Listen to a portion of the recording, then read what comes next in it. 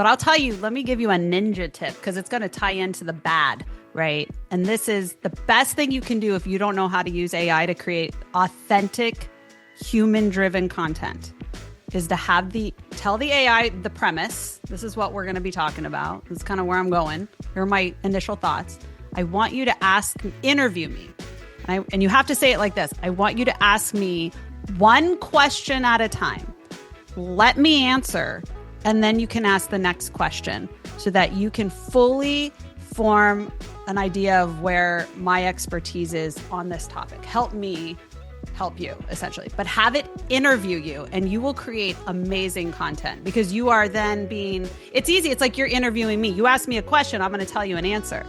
But if someone were like, just talk about this, I'm like, where do I start? I don't know. That's how my brain is. Like, people will be, tell me about this. I'm like, ask me a question. Yeah, like that's not how I'm wired. Yeah. What up, Unstoppables? We have a great episode today, but real quick, we want to invite you to make the most important investment of your life. It's not a secret. There's no like smoke and mirrors. I'm not even trying to like pull a fast one on you. I'm going to be pretty straightforward. The best investment you can make in your life is in yourself. And the best way to invest in yourself is by investing in your network, putting time and energy, surrounding yourself with the best. You are the average of those you surround yourself with. In that Restaurant Unstoppable network, I've made it easy. Over the past 12 years and 1,200 plus episodes, I've been researching and talking to people and trying to figure out how do you become successful in the restaurant industry. And I've curated a network of tools, services, technologies, and individuals, experts that I would go to tomorrow if I'm opening a restaurant. And I'm bringing you to that network with live events, whether it be a workshop, a mentoring session, a power hour, or access to me twice a month where I just listen and steer you in the right direction, all happening at Restaurant Unstoppable Network. Head over to restaurantunstoppable.com/live. You also get this amazing access to all the recordings, RU Network podcast, which includes bonus ad-free and early release content. It also gives you access to our Unstoppabot. It is a custom AI agent that is fed with 1,200 plus transcripts, over 2,400 hours of transcripts plus bonus content, all cross-referenced with our database. This is a powerful AI tool that you also get access to as well. What are you waiting for? Head over to restaurantunstoppable.com/live and we'll see you there. This episode made possible by Restaurant Systems Pro. With excitement, allow me to introduce to you today's guest back on the show for a second time. We just couldn't get enough of her the first time. She is an award-winning digital marketing educator and consultant and the owner at Stellar Media Marketing, Kelly Mirabella. Kelly, are you feeling unstoppable today? Heck yeah. Every day. I'm stoked. I mean, you are unstoppable. We had a great first conversation. If you guys did not catch that episode, go back to 1208. Make sure you listen to Kelly talking about how AI and chatbots have evolved over time, where chatbots are today, and kind of like what the future of that looks like. Today, we're going to be talking about the evolution of AI and how it's influencing content marketing. Kelly is prepared. She already has her success quote and mantra locked and ready to go. She assured me that she was ready to rock with it today. She said it's going to be a good one. I can't wait. So what do you have for us today? Let's get that motivational ball rolling. What do you got? All right. One of my favorite poems of all time is The Road Not Taken by Robert Frost, big Frost fan. And the very last paragraph in that poem says, 2 roads diverged in a wood, and I took the one less traveled by, and that has made all the difference. And there's going to be a tie-in, I feel like. I think we're going to go there today. Yeah, I don't want to have too much of a teaser. I mean, give us a little bit of a teaser. Like, why did you choose that? Why does that resonate with you? You know, I was thinking through the outline that I sent and where I think this conversation is going to go. And when it comes to AI, we really are diverged on 2 roads that we could take AI as our own individual selves, but also as a society and as a greater community. And one, I think, is going to take us down a path that may go and lead to destruction and darkness. And then maybe at the end of that, there's a light at the end of the tunnel. And another maybe would take a more positive approach. But I do think that is the path that maybe is less traveled. Yeah. You know, when I heard you say that, what came to my mind is humans by nature take the path of least resistance. It's what yes. we do. We're lazy. It's true. It's not our fault. We are pack What animals, herd animals. We look for the trail. Like our entire existence, we've been looking for paths, and we just follow the path that others have taken. That's what we do. It's the safe route. But the people who are remembered, the people who are the game changers, are the trailblazers. The people who say, I'm pretty sure if I climb that mountain, there's something up there that we can all benefit from. And it's in doing the hard thing. It's in choosing the hard path that I think you really achieve freedom, not necessarily because you can sit on the beach afterwards after you've done the hard thing, but it's the choice, the autonomy to do hard things because you choose to do it. And that in my mind is freedom. That's what I was thinking about. And, what goes through your mind as I reflect and share. Nice. Yeah. So thank you. So today we're going to be talking about the good, the bad, the ugly, the future of AI and content marketing. So anything you want to share before we dive into the good? I think that I would like to share just a quick thing about my background, because I think a lot of people who come on to any podcast or online and say that they are like an AI expert, I get a lot of flack from people because I've always been an early adopter of technology. And I had the same issue with chatbot marketing. I was definitely an early adopter. And because of that, I was an early adopter of utilizing AI. And I don't think that I would consider myself an AI expert, but I know a lot more than most people. And so, I think that just having a deep understanding of how digital marketing works and the digital community, the digital structure of, social media and the construct of where humans fit into that, but also where AI is now fitting into that is an important context. I'm not just someone who has interest in AI over the last year and calls myself an expert. I actually have a really deep understanding of the complexities of the community at large online and how it affects us as humans. So would I call myself an AI expert? I would not call myself an AI expert, but I would definitely call myself a AI enthusiast with caution. Well, I mean, I think you are an expert. I mean, I heard somewhere like the court of law's definition of an expert is very loose. Yeah. Essentially, I think it's like if you know more than everybody else in the room, then you're an expert. And I would agree with that. It's just in my world, being an early adopter to things, I hear a lot of people are like, oh, everyone's an expert. And because I naturally am an early adopter on technology, especially ones that pertain to marketing or digital content, I get kind of swept up in that, and it's an annoyance for me. So I'm just very cautious with I understand that I will not know everything, and I don't try to know everything. I just know what I know. So in the court of law, an expert witness is a person who possesses specialized knowledge, skill, experience, training, or education in a particular field. Would you say you have those things? I think so. So we are talking to an expert. I've taught it. I have traveled the world to teach it on stages. You've been taught? I mean, I'm writing a book on AI. Like a real published book, not pitch it. Self-published. Yeah. Pitch it. What's the title? Oh, that one is AI chatbots for dummies. So that one's more specific to the conversation we had in the last episode that I did with you. And that we are far ahead of schedule. So initially it was supposed to be released in January. I think we're going to have a Christmas time released. I also am the author or co-author of Digital Etiquette for Dummies, which is hilarious because I break every rule that I wrote about all the time. I love how we're only like 5 minutes into this conversation and I am tempted to go down rabbit holes. But seriously, like we live in this world where the world is changing faster than social norms. There is no etiquette relative to how you even just having your phone in person with other people, like just being on your phone. Oh, and we talk about that in that book as well. Right? But yeah. But further, like where else in the world can you just go tell somebody how horrible they are, how much you hate them, and you can do it under the disguise of a complete like anonymous like profile that you create. And you know what? I don't think that's a tangent. I think it absolutely ties into where I believe the pathway of this conversation is going to lead, which is that AI is going to help make that worse. Yeah. Okay. Well, now I'm chomping at the bit. So again, we're gonna be talking about the good or better. I don't know. The good, the bad, the ugly, and the future. So what is the good. And again, the focus today is AI and how it's influencing content marketing for restaurants. Yeah, you know what? As someone who has worked in the digital marketing world for a really long time, and obviously I create an enormous amount of content for myself, for my clients. I personally have suffered from burnout. You know, I am not a fan of the hustle culture that is very toxic, in my opinion. And boy, could we go on tangents there.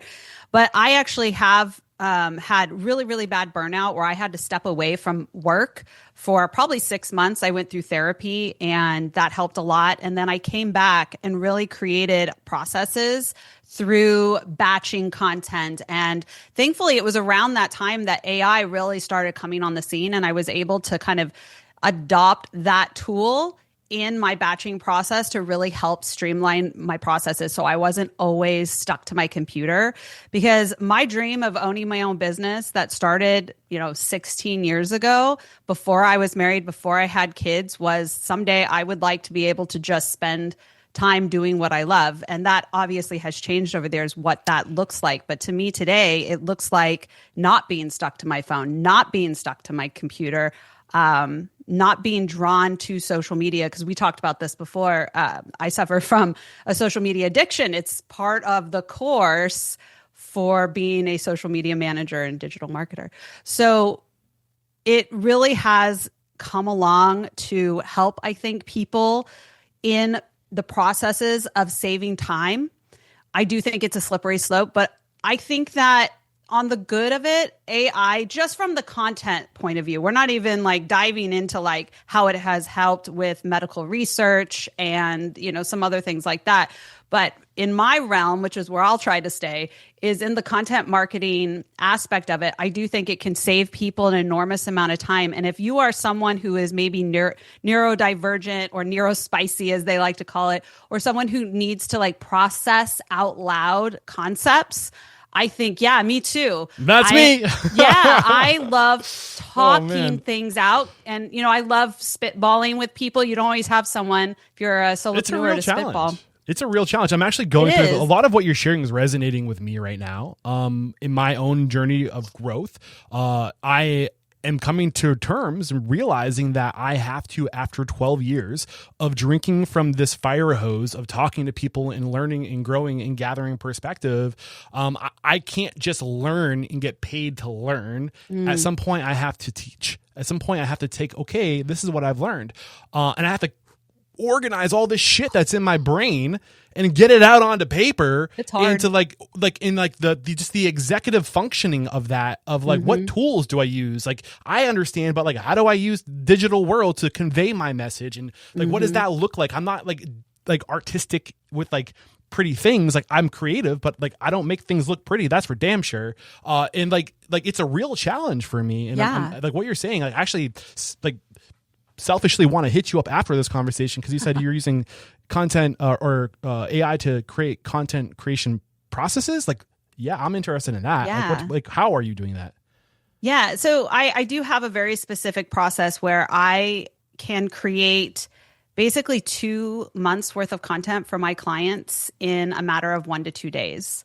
And then the rest of the month I'm not. How many pieces of content is that in 2 months? So it depends on the client. When I start with a client, we're usually running about a month at a time of content. But once we've built up kind of a library of what do you call evergreen content, we can sprinkle that back in. I'm a really big believer of repurposing and reusing content you've already used, because the lifespan of a piece of content on social media especially is quite short.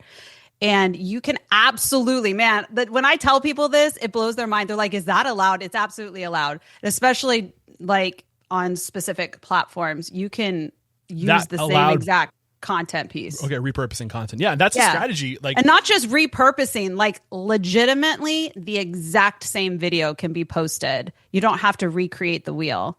Like the exact post can be used again. You might change the caption a little bit, but so like the first month that I have a client, I create a month's worth of content. So that takes me about a day. And then those subsequent months, I'm creating content that is both timely and evergreen. And then we're sprinkling in the old evergreen. And so at the end of the day, the process actually goes faster, and I'm able to create a lot more content in a lot shorter time, especially as I learn the tone of voice and the style of the client and what they're looking for paired with my expertise. And that just becomes easier. So in the beginning, it's a little slower, but it speeds up as you kind of get into that particular process for that person. But if it's your own, then it's the same. It's like faster because it's you. Although it might be slower because it's you, because we get in our own ways. Yeah. Plus the AI is also learning. The tone and the language and you would, too, and my suggestion is to train the AI, whatever your AI of choice is, train it on your client so that it already is trained on what is the job of that AI, right? So you are going to help me create content for this purpose, for social media. And then these are the tone of voice. This is our target audience, just like what we talked about really in the prompt engineering part of last episode that we talked about. I'm doing the same thing. I know you talked about creating a GPT agent. That's what we're talking about here. You could create a GPT, you could create a persona, depending on the platform you're using. There's different terms for basically what you're doing is you're just training it on that thing. And so then you can go forward and it saves you just a lot of time. Yeah. So I don't know if it came out. So specifically, what are you doing with AI to save all this time? Like, how is AI making that possible? Like, it may have come up, but like really distill that message. So it's clear. Well, there's so many things you can use it for. So the very first thing I would say is I use it to process ideas. So this is quite different how I use it for my own content versus my client's content. So how do you want me to take this? What would be the most beneficial for your audience? Is it I'm doing my own content, or are they managing other people's? My guess is their own, right? Yeah. I mean, I think if you're listening to this you maybe haven't gotten to the point where you can afford to outsource this and have a collaborator like yourself doing it for them. So if we can't afford to work with you or somebody like you, then how do we use these time-saving tactics in our Right. If you're working with me, then I would be doing this for you. And that process is slightly different. If you're doing it for yourself, then I would say that the first thing that you want to do is go and train the AI, like a GPT, a persona, what have you, on you. And I would select the right LLM, large language model. We talked about that last month. That is the one I would want to use. Now, I'm going to tell you, I use a tool called magi.co. And if you don't mind me dropping it, I have an affiliate link that'll get you 30% off. Yeah, magi.co. Can you spell that? Magi. It's M-A. Gosh, you are going to make me spell it. I'm the dyslexic one. You are? Yeah, for sure. magai.co/KELLY. And that is literally the coolest tool ever. It gives you access to every LLM under the sun. And you're able to organize everything based, and it costs less than ChatGPT. So you get ChatGPT, but you also get Gemini, you get Claude, you get, I don't know, all of them. You name it, they have it. And then if you upgrade to the professional account, which is what I have, and I pay for, I'm not What's that doing cost? This for. I think it's like $29 a month. I don't know. He might have just raised his prices, but I'm kind of locked in. So let's go see. So you're using Magi, Mike Alpha Golf Alpha India.co. Yeah, there you go. Access to, which gives you access to all of the LLMs. All of them. So one of the things I like about it, though, is that I am able to, they have a feature in there where it's based off what you ask it to do. It'll choose the right LLM for you. Okay. So that's why I brought it up. That was one of my questions. So you're basically right now, what you're saying, if I'm understanding, you're using the Magi or Magi? Right? It's Magi. Magi to help you with the creative process, to brainstorm ideas. Right. And so you're using the first thing I want to do is I want to create the persona, because I know this is my brand. This is how and you might, and I would highly suggest, this is a bonus tip. This is something that really will take you next level, is I have one that is trained on the type of voice that I might use if I email someone. It's a little bit more professional. I have one that is trained on if I'm writing social media copy or email newsletter copy, I have a different tone of voice that I use. I have a different vibe. It's very like, it's the way I talk. That's how I want.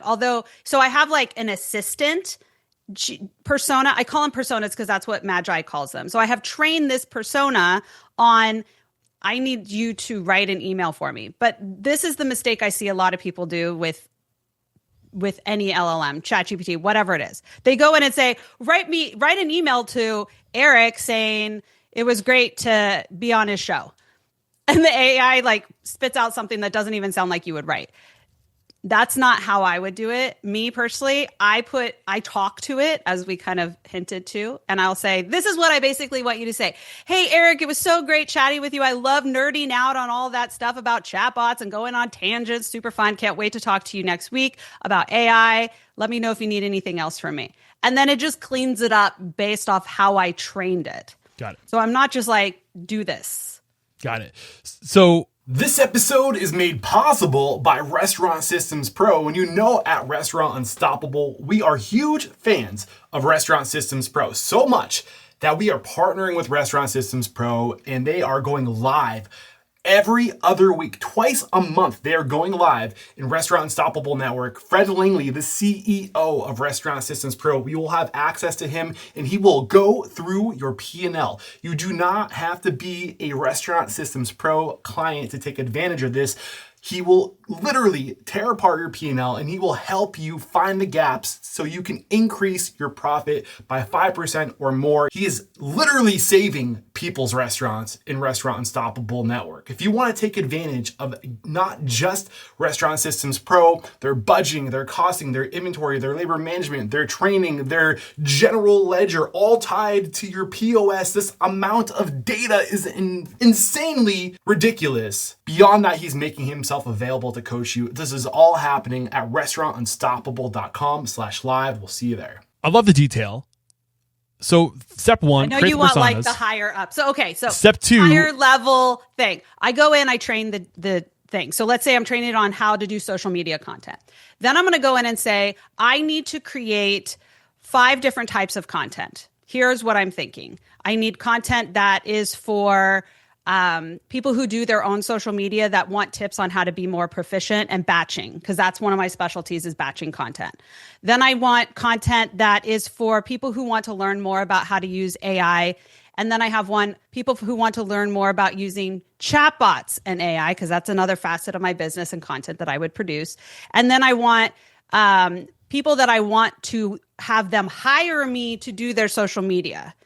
And so let's just do 4. So then I have my 4 content pillars. These are the type of things that I would want to do. And I want you to give me 5 to 10, let's just say 10 ideas for each one of those concepts. And then it gives me ideas. I'm like, ooh, really like this one, and this one. Now I want you to kind of wash those other ones out, bring these to the forefront, and I want you to give me content piece ideas based off of this. I pull one of them. I'm like, let's build this. And so then I start breaking it up, and then I'm now like, oh, my creative juices are flowing. So then I go over to like Canva, or I start thinking about video concepts.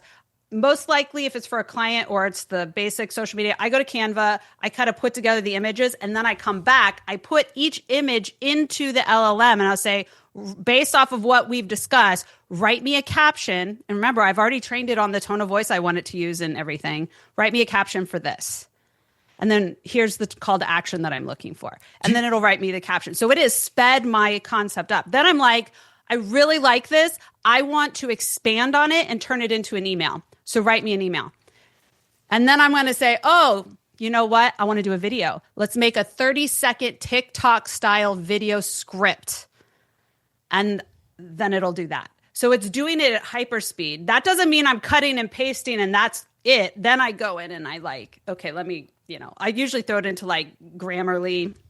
I'm a horrible speller. I mentioned I am dyslexic. I'm not just saying that, I actually am. No, I'm with you. I am too. Yeah. So Grammarly is like life to me. So I usually throw it into Grammarly and I'll go through and like just make sure it's how I want it. And then I'll start scheduling it out. I use a tool called Agorapulse, and that's what I use for scheduling, but other people use whatever tool they prefer. Do you have a step-by-step process where you teach people your process for content creation? I'm just curious. I have an entire course.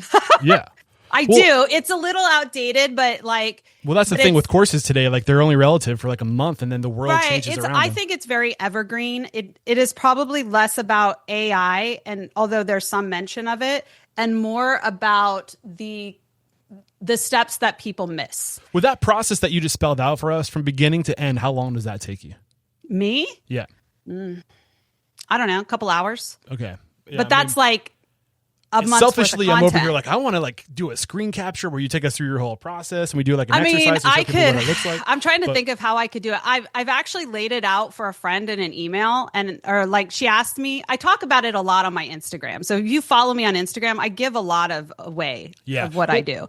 But I had a friend reach out and she's like, how do you actually do that in Instagram? And I literally sent her like a page worth of like this is the step, this is the step. Do you still have that?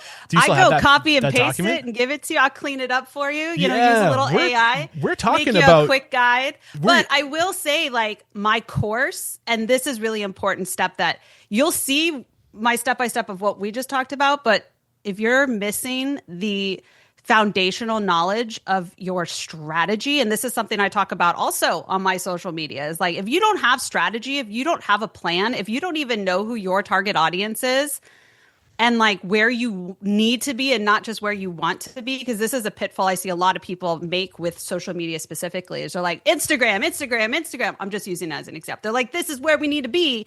The data speaks about Facebook being where they need to be.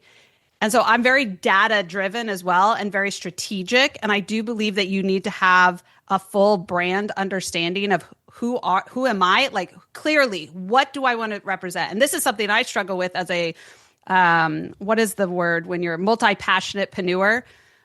You know, Shiny you're into object everything. syndrome. You're like, I still don't understand what you do. I'm like, that's because I'm doing a bad job at telling you who I just had to ask AI, this is what I do. Literally, who am I? Because like I don't fit into any of these It's boxes. the hardest thing. And it told me who I was, and it was like I was like, somebody finally sees me. I feel seen, and it took an artificial intelligence. But that's one of the powers of AI and doing it in these ways. You notice when I gave you my 4 things, they're quite different. They all fall under the umbrella of like digital, but AI versus batching your content versus chatbots versus like it's very all over the place. So I have to be very clear about my pillars, and the AI can help me clarify and connect the dots. Yeah. So listening to you, and I'm trying to put myself into the persona of a restaurant owner right now. They're like, I don't like, I just need to do stupid, silly shit on TikTok and Instagram, like 5-second long, 10-second long, you know, reels and shorts or whatever. Like, this doesn't pertain to me. Why do you agree or disagree with that statement? Do you though? Do you need to do stupid shit on TikTok? Is that really bringing you business? That would be my question. Right. Who's your audience? Do you have, are you like McDonald's or like a fast food joint or like a beach hut that serves burgers to Gen Z? Then hell yeah, get out there and get it done. But if you are a restaurant that maybe is trying to get a higher end clientele, then no, don't go do stupid shit on TikTok. Like, what are you thinking? Yeah. And you can, if you are trying to do stupid shit, then I would say go to AI and say, hey, we have this really fun, like goofy, off the cuff, kind of sassy brand, and we want to do this. I'll give you an example. I created a persona for a fake brand because I had to do a fake brand for a chatbot. This was for a chatbot, but I had to create a weird persona, and I wanted it to be like a New York. It was a pizza food truck, and I wanted them to have like this really sassy New York guy, you know, with the New York accent, like, hey, everybody, you know, like, you want some coffee? You want some pizza? Like, why are you here? You know, this whole thing. And I had to explain that. But like, I'm not in New York. I'm married to one, but he's like a quiet New Yorker. You'd never know unless you got around his family. So I went to ChatGPT and I was like, hey, this is what I'm trying to do. This is the persona. I want you to create like some content pieces with this vibe. And give me ideas on how I can like use it for silly, stupid shit on TikTok, you know, like, and it's going to spark those ideas. So even if you're not having the AI write it all for you, it's going to spark ideas you never even thought of. And it's going to do it based off data it's trained on. So it knows more than you anyway. Well, I've also heard that there's this shift going towards long form content right now, that long form content is converting better than short form content. I would agree with that. Depending on the brand, obviously, but I would agree. Now, is that more like people that do our line of work of like educators who are content creators? No, or does that apply to I think restaurants too? storytelling has, and I think this is where we could go as far as saying like the full circle of everything. Right. So in this sense, we're talking about the full circle of content online. And the full circle was we started with long content, blogging. That's where we started, right? When the internet began, what was the type of content we were putting out? There were no social networks. Yeah. It was blogs, and that was very popular. And then blogging started to die out because social media came along, and it went from long posts to short. And then you had Vine, which was, for those of you who don't know, was the millennial version of TikTok. And then TikTok is born, right? And so, and then Twitter and you know, all these like very, very short. And even on TikTok, the shortest videos, the stories on Instagram, they were the hot thing. Yeah. But again, we're going to go full circle because you can only get so much from that.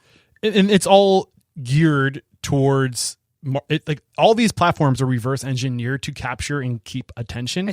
That's what they care about. The shorter the content is, the more impressions they can get into a given amount of time.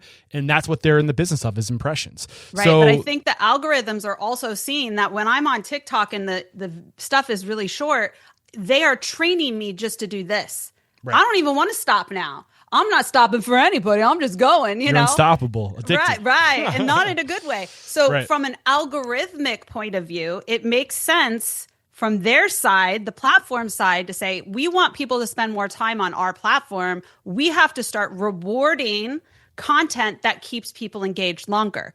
And that's where you start seeing a shift from, I'm just here, to like, oh, this is quite interesting. And the key is like, especially if we're talking about TikTok, this is a very difficult place to have long form content. You really have to have a formula for keeping people engaged for longer parts of time. Whereas on YouTube, it's almost expected where we could stay longer. And there are techniques that YouTubers know. But I do think we are coming full circle, and storytelling is coming back in fashion. And that is the key to long form content. So at the root, the good, right? What we covered, it's time saving, it's idea generation, and it's data driven insights. So that is the good. And I mean, I am using AI. I used AI here's how I'm using it. Like if I have to create an event, or if I have to communicate, here's the person that I'm having on the show, I don't write that intro. I don't write the bio. I have AI. I'm like, hey, create a 3-sentence introduction or bio for Kelly Stellar. Boom. And then, or I'll be like, we're going to be talking about why using AI for content creation is important. Explain to me why that's important. Like that's how I'm using AI right now to communicate, to paraphrase, or for like the more long form stuff. Like one way I've started dabbling with AI is I have things in my head, but it's hard for me to get the details. I'm really good at 30,000 feet. I'm not good at 500 feet. So I'll be like, okay, in Seth Godin's The Purple Cow, he talks about, number one, always doing or outperforming number two by like 100%. What's is there like a specific universal term for that? And like, he'll be like, here are different examples of what Seth Godin's referring to. It helps you wash out your it's like Ziff's law. It helped me discover what Ziff's law is, which is basically what Seth Godin was talking about. And then I was like, is there a correlation between Ziff's law, this idea that everyone markets gravitate towards one thing, and there's a disproportionate level of business that comes from the number one provider of a service, and the fact that we are now in a global market? And is there a correlation there? Does anybody talk about this? No, I use it the same way. I like to talk through the problem, but I'll tell you, let me give you a ninja tip because it's going to tie into the bad, right? And this is the best thing you can do if you don't know how to use AI to create authentic, human-driven content, is to tell the AI the premise. This is what we're going to be talking about. This is kind of where I'm going. Here are my initial thoughts. I want you to interview me. And you have to say it like this. I want you to ask me one question at a time. Let me answer, and then you can ask the next question so that you can fully form an idea of where my expertise is on this topic. Help me help you, essentially. But have it interview you, and you will create amazing content because you are then it's easy. It's like you're interviewing me. You ask me a question, I'm going to tell you an answer. But if someone were like, just talk about this, I'm like, where do I start? I don't know. That's how my brain's like. People will be, tell me about this. I'm like, ask me a question. Yeah, like that's not how I'm wired. Yeah. So, okay, we've covered the good. Safe to say? Yeah, I mean, there's a lot of good, but yes, I think overview, yes, good. Okay, so let's get into the bad. I think people are lazy inherently. I'm It's not our sorry. fault. I am too. I think there's so many negatives to AI. It's ridiculous. But I think one of the things that we can say based off of study and data is that people who utilize AI too heavily lose the cognitive ability to write on their own the way they used to. So what I mean is I fancy myself a good writer. I've actually written books. I enjoy writing. I literally enjoy writing. I'm good at it. I've always been a grammar creative writer. might not be great. Spelling, that's what we got AI for. Yeah. I write poetry. I've written poetry. I was in the literary magazine. I enjoy writing. One of my biggest things when I write with AI is I have noticed that it is a struggle sometimes. I have to work that muscle for me to be able to switch back to writing without relying on AI helping me. And so when we rely too heavily on the AI to just take over and be like, save me time, just do it, right? We give up our ability to write. That muscle becomes weakened. It's just like when we work out. If we stop working out, we become weak. And this is a concern not only as an adult, but I have heavy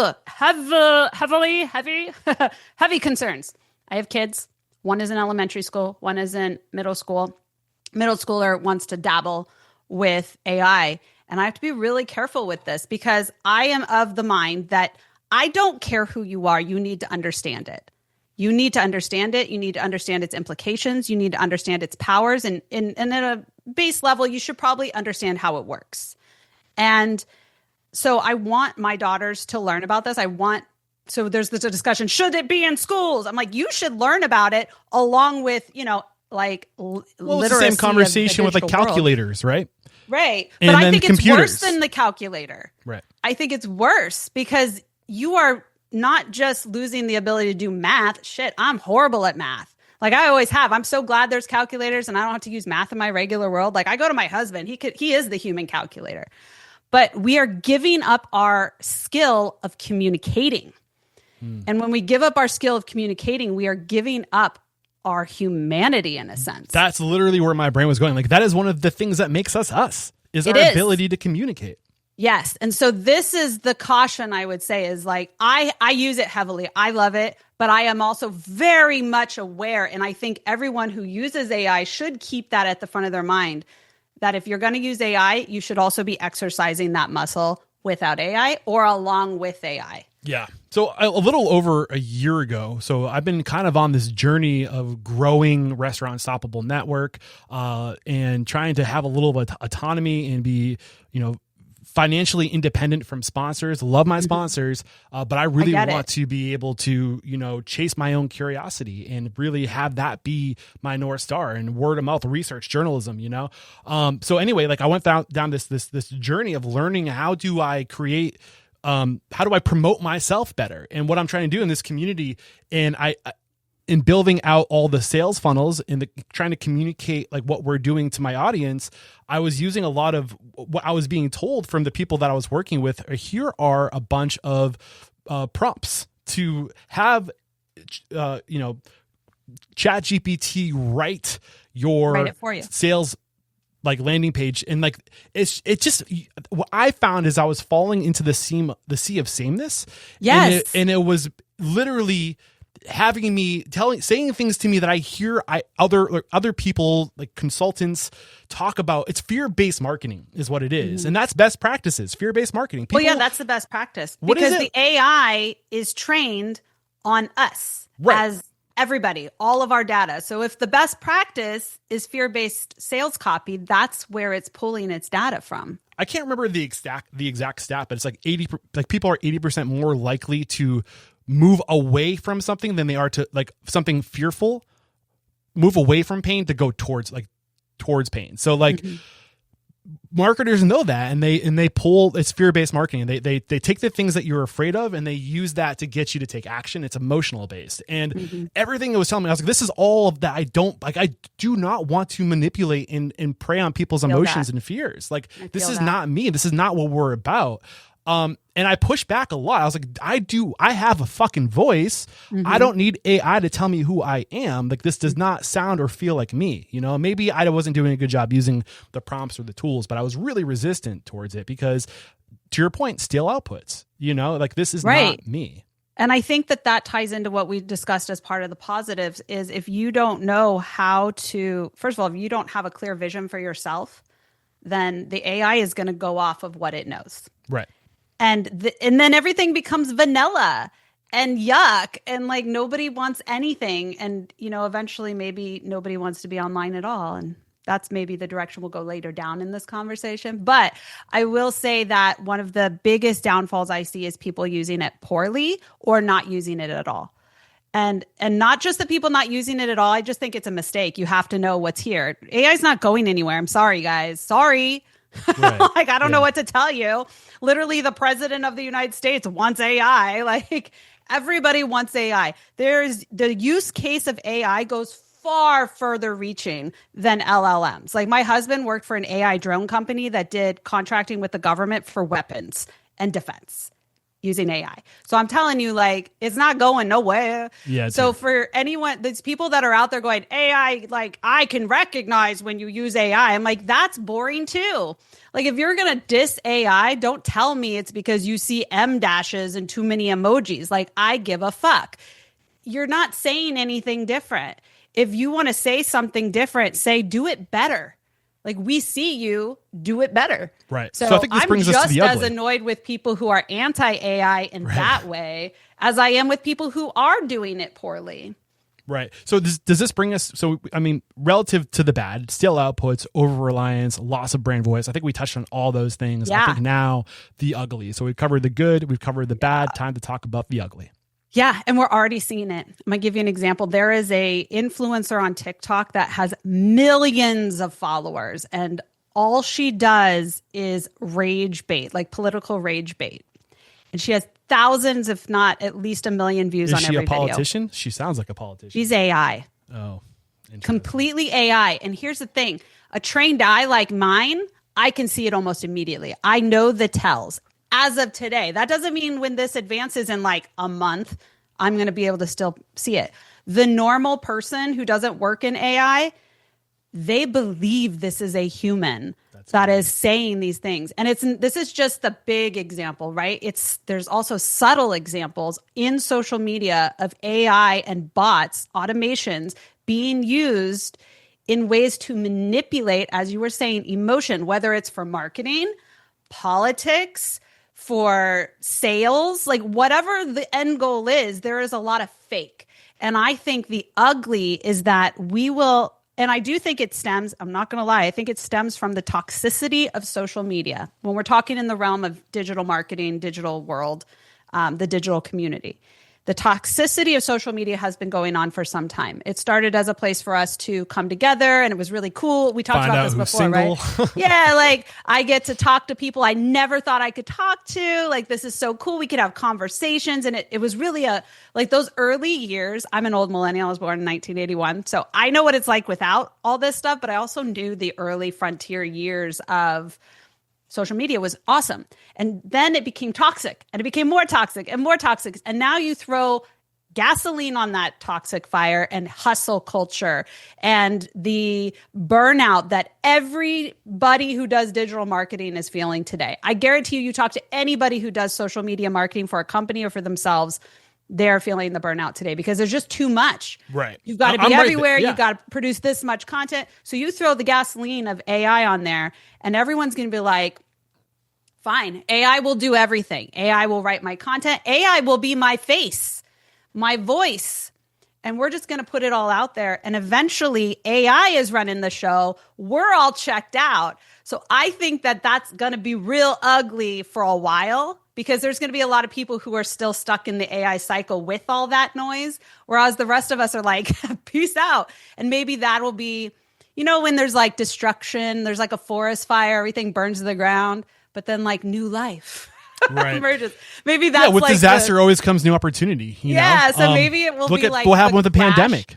You know, Right. like because of the Exactly. pandemic, like all that disaster Created a lot of different opportunities. A ton. Right. Right. So, you know, so the ugly factual errors you mentioned in the bullet points. Oh, Tone yeah. mismatch. Hallucinations. I do think a lot of people, and this may be, I do think, I would say not just a lot, majority of people who do not work in AI think that you can use ChatGPT as Google. Okay. Literally, my mother talks to me on the phone and she goes, I went to Google or I went to ChatGPT and I asked it whatever she asked it. And I go, and it told me you can find this, this, this, and this. And I was like, Mom, it is an educated guess. Yeah. That is all ChatGPT is doing. It is an educated guess based off its data it's trained on. It is not factual. And even when you're like, give me resources. And here's the thing that kills me is when people use the resources in a blog and they just cut and paste it. And they're like, oh, there's resources that, you know, like sorts their information. It clicks through to a website, except they never clicked. When you click, it goes nowhere. It's not even real. So like, yes, it's very, it's not factual. It's educational guesses, possibly, but it's not Google. Please don't use it as Google. And even Google, you have to have some, you know, cognitive understanding. Through, right. Yeah. I will say that is probably the biggest use case I use it for is when I'm trying to figure out step by step how to do something. Like, for example, I'm not great with tech. Like, I had to figure out, like, here's an example of how bad I am with tech. So I have these fancy Sony cameras that every so many months you have to update the firmware and you're supposed to do it every time it happens. Yeah, so annoying. I literally haven't updated my firmware since I bought these cameras in 2023. And it got to the point where I couldn't use my cameras because like the software was mismatched with my phone and I couldn't use it. Like right now I'm using a Sony a7 IV for this interview. I'm on this really fancy camera that's connected to my computer and I couldn't do any of that because the firmware was updated. So I was like, shit, I can't put this off any longer. I need to figure out a step-by-step approach to update my firmware. I'm terrified to do this because I've heard that if I go out of order, then I can completely render my camera useless. Like, and I don't want to do that. It's a $2,000 camera. Mm-hmm. So I use AI to give me the step-by-step. And I was asking all these questions. Do I need to go in order? No, after version 3.0, you no longer have to go in order. I was like, sweet, okay, cool. And I was like, all right, I think I gathered enough information and I went and I started doing it. And then it sent me down this rabbit hole of me trying to figure out, okay, well, it's not working. What can I do to work around to be able to use my fancy camera with Zoom? And I was like, download this software. And I went and I clicked that and I was like, and I yelled at ChatGPT. I was like, you motherfucker, you just sent me to this like very like what's the word? Like sketchy, like predatory website where like it's like why like I could have like had my whole computer be like infected. And it was like, yeah, you're right. I'm sorry. I shouldn't have done that. I'm like, wow, like definitely tapping their brakes on ChatGPT going forward. Yes. So I know what you're talking about. Yeah, and you can, really long story see to it deliver just a when point. you're working with ChatGPT, you'll be like, "Hey, I don't want you to do this thing. Like, remove the M dashes. For God's sakes, I don't use M dashes when I write." But it has helped me with the step-by-step stuff because I do struggle with that you know, trying to figure out technology. But you probably would have saved a lot more time searching on Reddit. Probably. Yeah. But I will tell you, like, another negative that I am seeing is if you just look at the case of Google, right? You go to Google today and you search, what is the first thing that you see? Search what? Anything. Oh, sponsored content. Okay. It's not just sponsored content. While it is, it's AI. Are you talking about like the autofill? AI summary. And all of the things it's linking to is, you guessed it, sponsored content. And what is this doing for SEO? It is killing SEO. 100%. SEO does not exist, friends. Not if search engines are using here. And this is where I feel like the ethics of AI with large companies like this, they're just getting away with all this shit. And this goes to the LLMs as well as the search engines, as well as the social networks, is that we are the product, as we have discussed before. Yeah, but not only paying us, for it, you are the product. That's a big rule of thumb. We're not just the product. We are paying for it because we are building websites. We are paying people to build our business websites, to do the SEO, to put in the content. whatever it may be. We're paying people or ourselves with time to do these things, to create the content, to do the blogs, to do all this stuff. And it is all feeding the AI that is taking all the juice away from us, just in this case of Google. I kind of love that, honestly. I love it too, though. As a consumer, I'm being honest. I'm like, this is great. I don't have to I get everything I need right here. But as a business, whoo, I mean, this, we talk about AI is taking jobs. AI is taking SEO jobs, gone. And maybe it's just the way we think about it, in the sense that the industrial revolution changed jobs, right? Some jobs were replaced and other ones were created. So I think if you are in the SEO, in this example, industry, or any industry affected directly by AI, then you need to learn either a new skill or how to transition your skill to be better than whatever AI can give. But I also, to that point, these companies out here getting rid of humans, like staff, and being replaced by AI. I saw an article the other day. There was a huge amount. They did a study on different companies that did that, and they're already having to hire humans to fix the problems that AI created, because AI cannot be left to its own demise without human intervention. Yeah, it's interesting. It's like there's a lot of potential, but I feel like people are so hopeful. And plus, to your point, we're lazy. We're lazy and we're cheap. We let it run amok. We're lazy and cheap, and we want to be able to save money and do things quicker. And we're not quite there yet. It's still it's getting better. I'm all for automation. I am all for saving time, but do not give up your humanity in exchange for more free time. Because at the end of the day, if everyone does that and we all just rely 100% on AI to do everything for us, and we don't have our own, like you said, my voice is missing from this, my humanity, my authenticness is missing from the sales copy because you didn't take the time to develop it and stuff. You work with the AI. Don't just let the AI take over. Because if everyone does that, everything's going to be vanilla, and then meh. Well, one thing, and if this came out and I missed it, I apologize. But all really AI is doing is scraping the internet for the questions you're asking and summarizing and spitting out a result. But I think that what a lot of people don't realize is that most of the content that exists, most of the posts, most of the data, all the information that is on the internet is generated with an ulterior motive, content, i.e., content marketing. To your point, it's when it's scraping the internet, is it looking at the sponsored content first? So just answer that question. If in terms of LLMs, your ChatGPTs, your Geminis, what it's trained on, ChatGPT specifically, its training stopped in 2023. So you can't be I see people making fun of AI. They're like, it doesn't even know what day it is. I'm like, well, no shit. It was trained to 2023. Right. But people just don't understand that. So in that sense, the data that it's trained on is anything it had access to prior to 2023. So nothing is updated. You have to feed it that information. Whereas what I believe Google is doing, and I am not a Google expert by any means, is it is doing the same, but Google has updated. It is scraping essentially. Whereas ChatGPT is not scraping the internet every time you talk to it. It is pulling in its over 1 trillion data points. But that data points that it's pulling from is it biased? Absolutely, biased exists. Humans are biased. Well, I guess what I'm trying to say is that when it's scraping the data, is it looking for the top results? And many times the top results are SEO driven top results.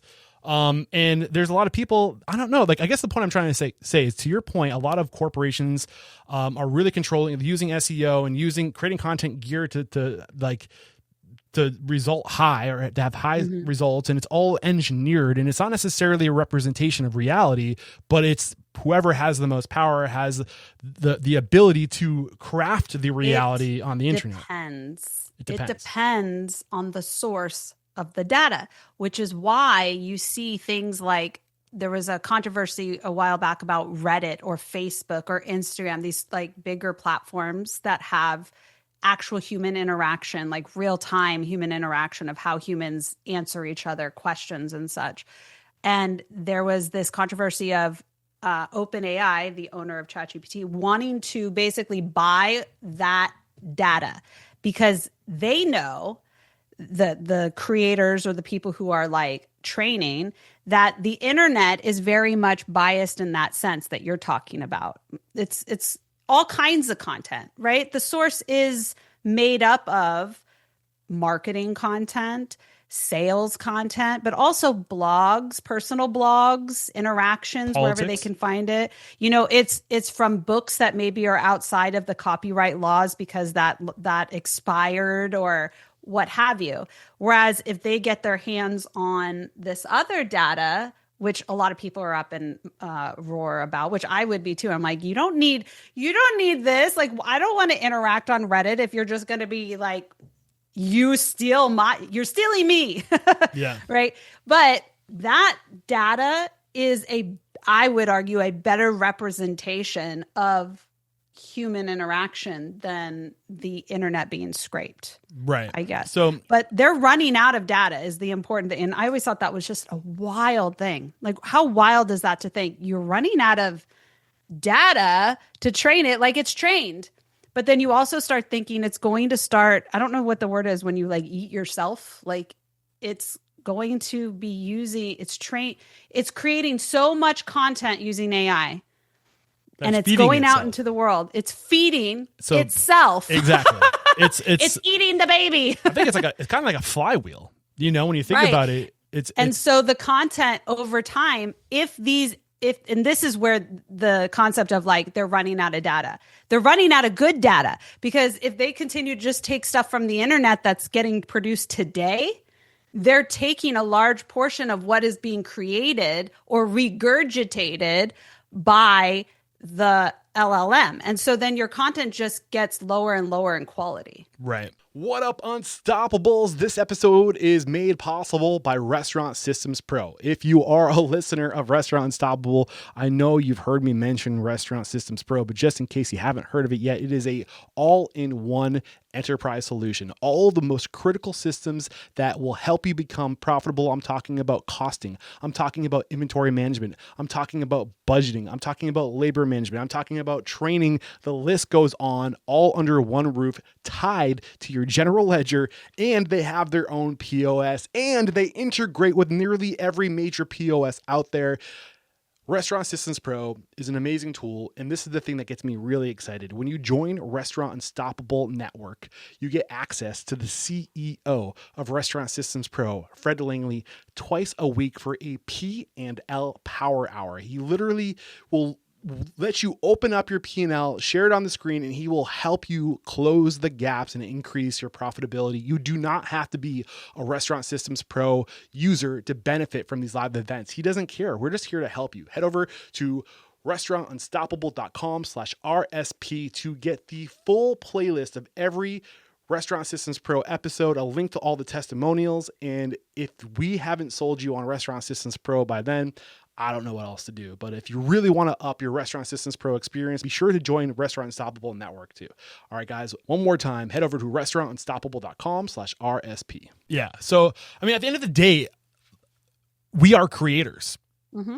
Like, that's what humans are. We have the ability a unique ability to see a future, to see something that doesn't exist, mm-hmm. and to literally pull it from the ether and to build it into literally create something.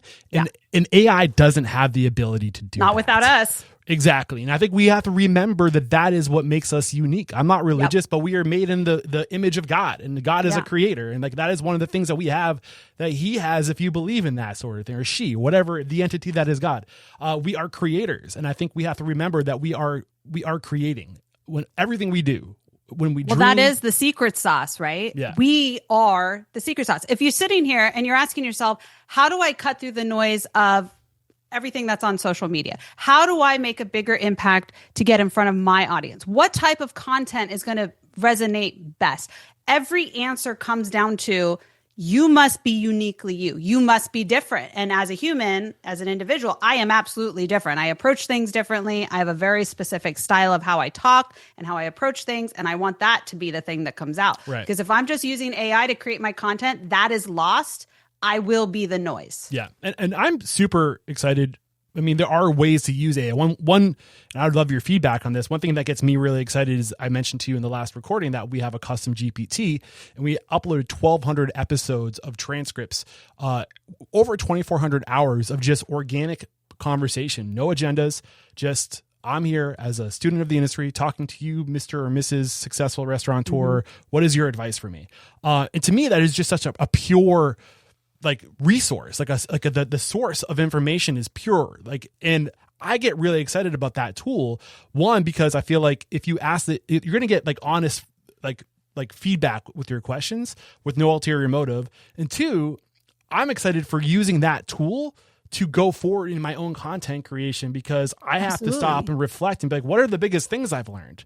Right. And not only that, you can go to it because you've trained it on these things and say, based off all the conversations that you've seen in this data, what are some things that maybe were mentioned but not fully developed that you think would make a good topic to discuss further?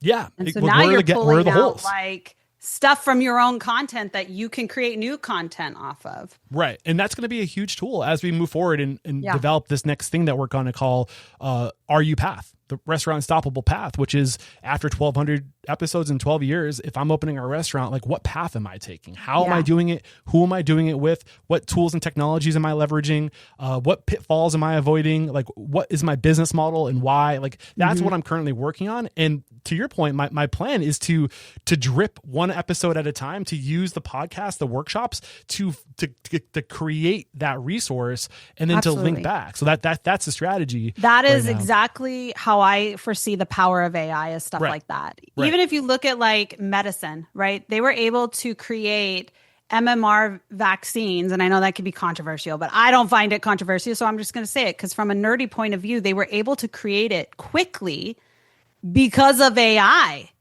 Because AI was able to analyze the medical data and cut the time down to months of research instead of years, because AI is moving like this. It's like the biggest brain that you could imagine.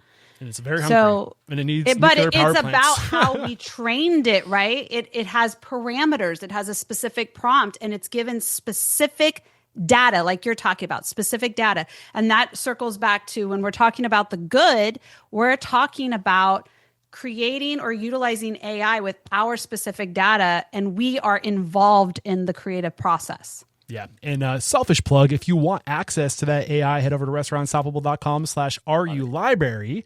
You can get access to that tool and ask it any question and get amazing, like it's spitting out some really impressive stuff. Love it. And you can help influence the AI if you join RU Live, restaurantunstoppable.com/live. Be a part of the conversation and help me figure out what questions to answer and feed the AI. I would love the support. Thank you in advance.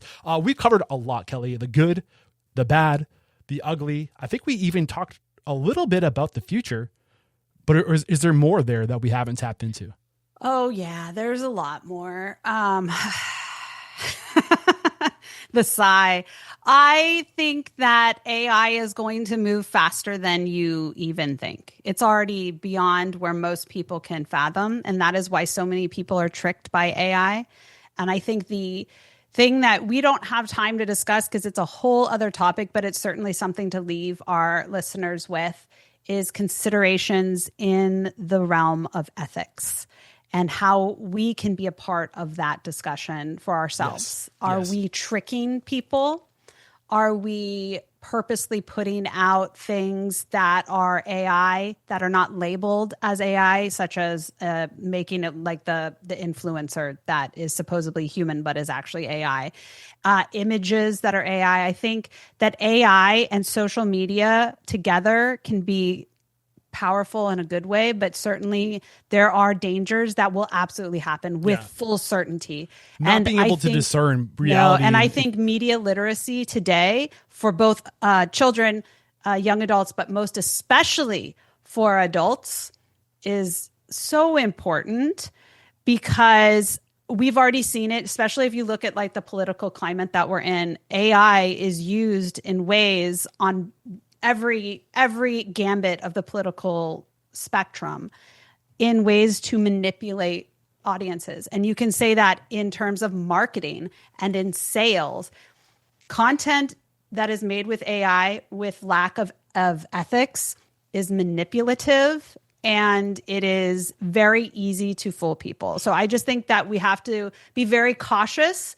And I think like my what I tell my friends and family is if it feels like they're rage baiting you, whether it's AI or not, walk or fear away. baiting you. Fear baiting or if they you. they have secrets.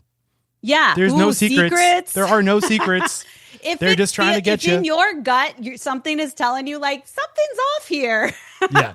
Then maybe look for another resource because AI can manipulate you very easily. Well, I think that is marketing in a nutshell. It is. And AI amplifies that to a point where it fools people in a very unethical way. Right. And I think generally speaking, it's weird. And I say this and I'll say it again. I believe marketing is the bane of human existence. And the reason why is because in the world of marketing, there is a mile wide gray area. And generally speaking, and historically speaking, in the world of business, there's a lot of gray area in terms of ethics. It's not necessarily about conscious capitalism, doing work that makes the world a better place, but it's about gains and ROI for investors and stakeholders. It is somewhere in the middle. Exactly. And like I've literally had people say to me, well, in my personal life, like I will do anything for the people I love, but in business, forget about it. It's cutthroat. Like, why the fuck, part of my language, would it matter how you treat a person? That's where I'm with you all the way. Like, there's a that's saying what I that want I to heard change. years ago that I've always loved. I have no idea where I originally heard it, but it's money is the echo of value. And that has been true for me. And I do realize that there are people out there getting away with really unethical stuff that are supposedly, we don't actually know, making money. Well, yeah, when I say They're saying they are, but how much do we believe? But I have seen that the people who approach marketing specifically in sales in a way that is, I want to bring you value. Like, this is a win-win, friend. You want to eat at my restaurant. I want you to eat at my restaurant. Like, you want good food. I got good food, right? Like, how do we bridge that gap is where is the value and how am I helping you? And we're both winning. Yeah, 100%. This has been a lot of fun. We do have some things we want to share with our audience. Do you have those top of mind? I can just record an outro. I think I forgot. Like, there's a bunch of things that you said we have some giveaways. So be sure, if you're in your car driving and you're thinking about the interview's over, I'm just going to stop, hang out. We have a call to action. Kelly's got some resources she wants to share. Yeah, I was going to go to the DMs and scrape out all that stuff that I sent my friend and like put it together for y'all. So we're going to get some resources. So stick around for that. And anything that hasn't come out that you want to get out before we officially say goodbye and go to the Q&A? I just think that two things. I think absolutely learn about AI. Whether you use it or not, that's up to you. You know what? If you like creating your own content, all power to you. But learn about it, understand it. And with that, the second thing leads into that is spend time with media literacy. Like, really take... I know in social media, everything runs very quickly. So it's easy just to like see something and react. Take a second. Yeah. Yeah. I'm happy you're saying that because, one of the questions I had for you that I forgot to ask, so now I'm going to get it out now, is like, as we move forward, there's more and more LLMs out there. And I think one of the things I've learned is that with AI, we have to be very intentional and conscious about letting one particular source of artificial intelligence get too powerful. We have to be intentional about fragmenting it. And do you want to speak to that? Like, in terms of like, when we are choosing to leverage AI, how can we be smart? Is it using tools like Magi that help you pull from Magi? Thank you. That help you pull from all the, like, how do we not create another Google? That is this like right. And I think that ChatGPT is like the most at risk of becoming that monopoly. Now I have to switch away from ChatGPT just because you said that. Yeah, and you know what? It's so funny because like when you see people who are like, I see it on LinkedIn all the time, like, oh, we know you're using it because of the M dashes. That is uniquely ChatGPT. You don't like M dashes? Use Claude. What's an M dash? What are you talking about? It's like this it's a type of punctuation that's like a long line. If you use ChatGPT, you've seen it. It's favorite punctuation. I think it was just trained on some data recently that had a lot of it. But if you like, I know that if you you see that a lot, it's because you see a lot of Chat GPT. So yeah, I think that there is a danger for one LLM to rule them all. And I do think OpenAI is uniquely set to be that one because it was first to market. Yeah. But it doesn't mean it's the best. Honestly, right. Which one do you like? I really like Claude. I think Claude does a better job at being more academic in its approach. And I like that smart approach. But I do think that every LLM will work differently based on what it is you're trying to do, which is why I like a tool like Magi that gives me access to every LLM. So I don't even have to know. It's going to help me figure that out. So Claude is Anthropic is the owner of Claude. Got it. And then Gemini would be Google's LLM, which I find to be a really handy thing to have in like when I'm in Google's world. So if I'm in like Drive, if I'm in a spreadsheet and I'm trying to like put together a formula, I am no spreadsheet expert. This is not my realm. So I'll go over to Gemini and it's in my spreadsheet. It's built into the workplace products and tools that Google puts out. And I'm like, hey, I need a formula for XYZ. And it gives it to me as like, do you want me to apply? I'm like, heck yeah. And it applies it right there. So it's almost like an assistant helping me with things I don't necessarily want to look up.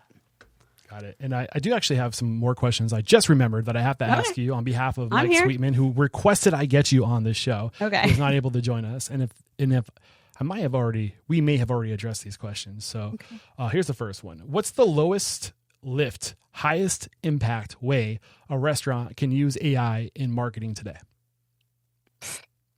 Okay. I mean, for content marketing, like that's the easiest. Is coming up with ways to market yourself. Like use AI to maybe come up even with like recipe development, you know? I wouldn't use it for recipe development. No? No. Use a chef. That's a nuance that, I mean, I've tested it. Trust me, I'm like a pretty dang good cook. But and like if you know how to cook. You're looking for inspiration. I mean, sure. I mean, if you're not somebody who needs to like the recipe, I don't think we're there. Okay. I think maybe you could feed it a recipe and be like, what is it missing? But AI lacks taste buds. Right. So it's one of those. But it has access to all of this data of recipes online. Yeah, but look taste buds, like I just feel like you're asking me for the highest lift, biggest impact, whatever. I would say the way you present yourself, marketing, content, things that you like really can feed it data. Like recipes, I feel like taste buds are very human things. So maybe what are some suggestions for the music playlist I should be playing at tonight's thing? Like, I don't know. How do you balance automation with personalization, especially when you're working with a small guest list?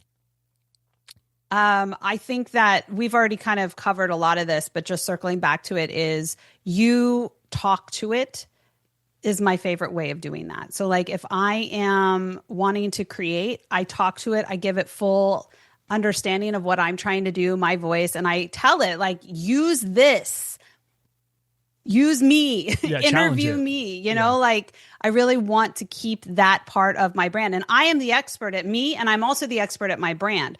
So you, the human, the owner, the proprietor, the manager, what have you, may not be the brand, but you are hopefully the expert of the restaurant brand. So you should have the AI interview you and then go forward and say, help me with this. What do you think about this? You know, what do you think about these sort of things? Got it. What metrics should a restaurant owner actually track when using AI in their marketing?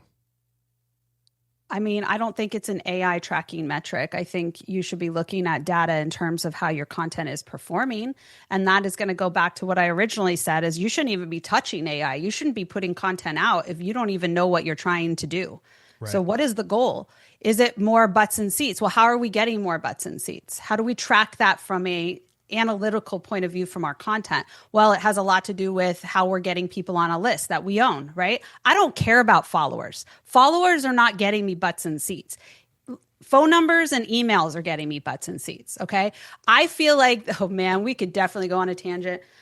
I feel like followers are the stupidest thing to track. Yeah. I hate that metric. And there's so much fake shit out there. Like I've seen it happen. You like, wouldn't and I'm not believe gonna how many people that I've taken over their social media, and it is so obvious they bought their followers. It's like, to me, that is a perfect example of like, well, look at the numbers. Like what that is people, again, that is leveraging human behavior. Where we are pack animals, we follow the herd. So when we see that somebody has a big following, we just assume anything that we put inside of us, that it's just such a, it's so funny that you brought this question up, because I literally just wrote something that I'm going to turn into a video with the help of AI on this exact topic, because this was years ago. I heard this story from one of my good friends that he was following this chick who had like 200,000 followers on Instagram, and she got a t-shirt deal. I think it was kind of a big deal in the digital space, what happened. And she like sold like 20 t-shirts. 200,000. Okay. So like y'all, and I have a friend right now who's trying to get a book deal to write a book, but they said she doesn't have enough social media following. So obviously she can't write a book yet. And I'm like, do you know how easy it is to buy followers and fake that shit? It is not about the followers. So if you want to know what it's about, it is about those two things that we already talked about. Sure. What is the main goal? Is my main goal to get leads, to fill out inquiry forms, to build my email list, or to build a text messaging list? Then that's my initial thing. That's the first thing I'm tracking. Second thing I'm tracking is reach or views. Reach being my favorite, because reach is going to tell me how far is my content going. That to me is more important than followers. I might have 2,000 followers, but if I'm getting 40,000 people with eyes on my content, that's kind of important. Followed by that, I'm going to dig deeper. Is that reach and views coming from my current followers, or is it coming from new followers? And how am I addressing my content based on that? Because the way I approach a person who's been following me, which I would consider a warmer lead or a warmer contact or a warmer follower, right? More likely to come in, to someone who's brand new to my brand, that's going to be quite different. And then I'm going to be looking at engagement. How are people engaging with my content? And your goal will absolutely dictate how that number comes out. Because if my goal is to get emails, and the call to action is like, message our page or click here to do whatever. If my call to action is always click here to do whatever, then I'm going to get less engagement, because I'm not going to get comments and I'm not getting likes, because I'm asking them to go somewhere else. So we have to be really cognizant of what our main goals are for the numbers to make sense. And every business is going to be different based off that. Two more questions from Mike, and then we're going to open up. Ronnie, we haven't forgotten about you if you have questions. If you had to bet, what AI marketing trend will become the must-have for restaurants in 2026? If I had to bet, shoot, I don't know. AI is such a big thing, and there's so many avenues. So like you could go to AI chatbots, but are they adopting as quickly as people are using LLMs? I honestly don't know what the answer to that one would be, because again, it would depend on the goals of that particular restaurant. I would say a smart restaurant would utilize AI to analyze the data of people, the demographics that are coming in, the reviews that I'm getting, the comments people are leaving, the data of my social analytics, that sort of thing, so that I can really understand my audience and continue to refine my product. Yeah, and that's what you're seeing a lot of tech companies do in the space of restaurants. POS systems are really leveraging AI to get after that data and look for trends. What are they ordering? That's important data. And AI, just like in the medical example, AI is going to speed up that understanding. Right. And so like POS companies, I know anything that like purchasing, there's companies out there that are looking at all like the purchasing it's going to save you money. Restaurants. If you know what your most popular dishes are and you know what is trending, it's not just about what's popular. The AI can actually look at the data and say, not only is this popular, but here's this other thing that's kind of standing out. Right. So this is going to trend. You should buy more of this. I'm thinking of Restaurant Systems Pro right now, and what they do with their software and all the data touch points that they have. Instead of having to like go through and scrape and look for anomalies. It will alert you when there's an anomaly. Perfect. So like stuff like that. So okay, Yeah, this is the last I agree. question. I think it's all data-based. Right. So when do you think AI influencers will become mainstream, and should restaurants be looking into creating their own version today? Where do you see them fitting into the restaurant space? So AI influencers is like this woman that you mentioned earlier, right? Not a fan, obviously. Right. No, don't. Absolutely not. Do you want to know the best, if we're talking influencer marketing for restaurants, you need to go out and get micro influencers, people in your community that have somewhat of an engaged following. They don't have to have a huge following, that are actually out there talking to people that you want in your restaurant. Invite them to come into your restaurant and have a meal, and have them create content and tag you, and then ask if they will give you the content. We'll comp a meal. And that is far cheaper for your brand to do something like that and build those sort of relationships than creating an AI. And I say that because AI may or may not be cheap to create down the road, although the good stuff is going to cost you more.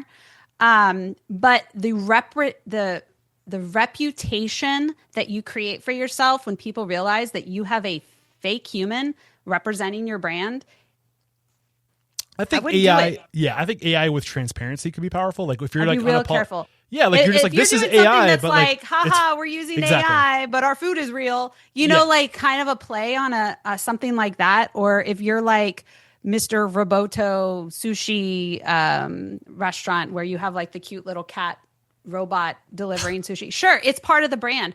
But if you're like the best, brunch place in town, would I be using AI? Absolutely not. Got it. And if you are listening to today's episode and you would like to engage my guests, and, I asked AI to help me understand who I am. And what it told me is I am a curator of proven, like literally a curator of patterns and trends and people. And I'm helping good people connect with good people. And I want to help you connect with the people in my network. And I literally want to use this podcast to create a platform where you can steer the ship with your curiosity, with your interests, with your pain points. I will put you in touch with the people that can serve you today. That's what I bring to the table. We'd love to have you be a part of this. Head over to restaurantunstoppable.com/live to join the conversations going forward. And any final... And Eric is a real human. I am. So bonus points. Right. Yeah.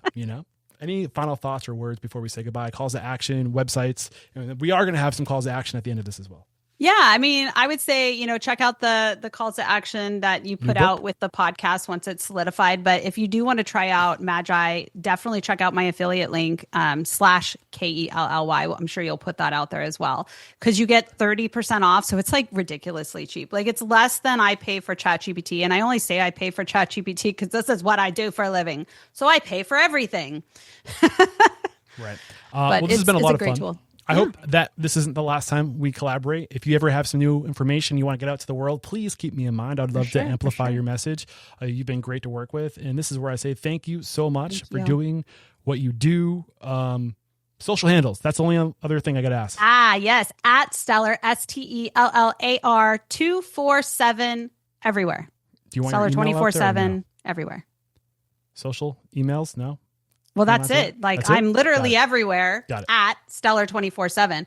And my email, if you want, is Kelly at Stellar 24/7. So like when I say everywhere, I mean it. Yeah. And it's Kelly with a Y. We'll have all those links in the show notes, and stick around for a real badass call to action at the end of this, because we have some giveaways. Kelly, thank you so much. There is no questioning. You are unstoppable. Thank you. Cheers.